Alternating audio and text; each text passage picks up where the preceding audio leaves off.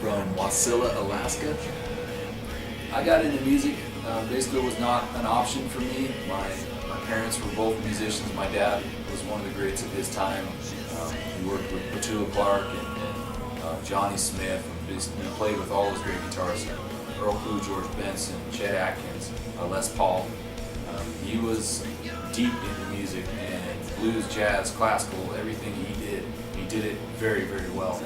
And then my mom, she worked with Sammy Davis Jr. and that type of the show era kind of things. They just showmanship and music in general was not an option. My brother and sister played. I worked out of the same book that they worked out of, and they put the date at the bottom. Chip mastered this song at such and such. Lori mastered this song on such and such date. I do the math. Like, man, she was only 8 years old when she had this. I'm 11. What's my excuse? So we always had those markers. We always had the drive and everything to excel and do well in music. My iPod has a lot of books on tape, a lot of Daily Show with Jon Stewart, has basically things that I can, when I'm off on the road, veg out and get away from music and not think about music for a little while. As far as actual music though, I do have that on there. Bands from Jim Blossom's Delamitri up to a lot of the current bands that we've worked with, Korn, Pop Evil, Still Standing, those guys. Some of the older bands that we've worked with, like Alice Cooper and Great White, Poison, Firehouse, those guys.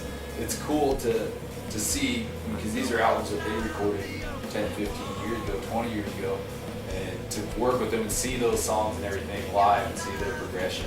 That's always pretty cool. My favorite thing when we're off on the road is to listen to bands from back home, the local bands that we've worked with, the Unbred, Scratch, Sam's Theory, Gutter and the Onslaught.